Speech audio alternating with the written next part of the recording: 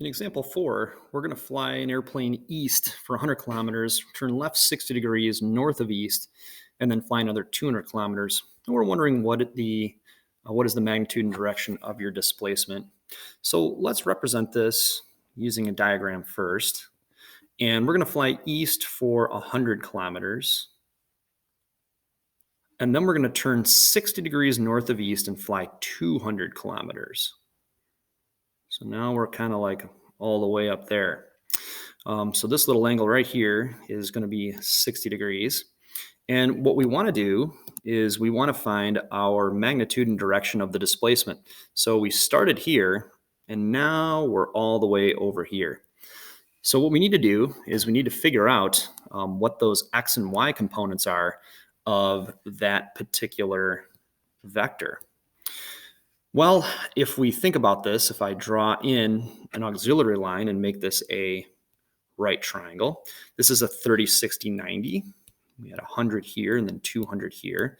So the hypotenuse of that 30, 60, 90 is 200, meaning the side opposite the 30-degree angle, so that would be up here, is 100.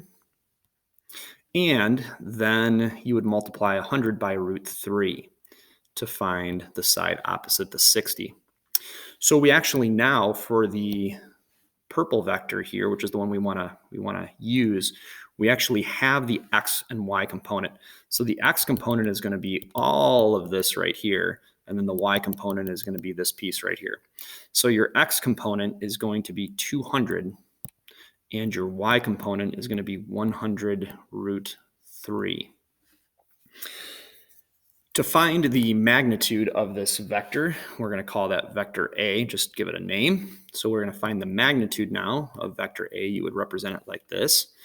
Is going to be the square root of 200 squared plus 100 root 3. You got to include the whole thing in parentheses, squared. And we're just going to get an approximate for this one. So if you pause the video and type this in your calculator, you should get about 265 kilometers.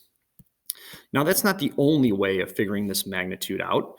If you, instead of breaking this down into the x and y components, if you utilized this triangle right here, you could actually use the law of cosines to figure out what that distance would be. So I think in the notes online, that's the method that I chose.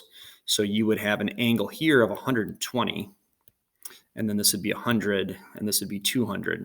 So you could definitely use the law of cosines here to find vector A. However, we've done it differently. We've broken it down in the x and y components. We found the magnitude to be 265 kilometers. And now we want to figure out what that angle is.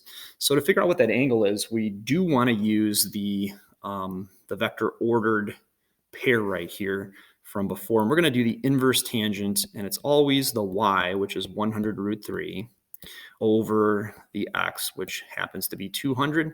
And we're going to get an approximation from our calculator. So take the time to type this in to see if you can get it correct. And that's going to be about 41 degrees. So that's this angle right here. So we've got about 41 degrees, and then 265 kilometers, that's bigger than 200 and bigger than 100 root 3. So 100 root 3 would be approximately 173. So I just like to double check that to make sure that my hypotenuse, which is the distance here, 265, is bigger than either the x or the y component, because those are just two legs of a right triangle.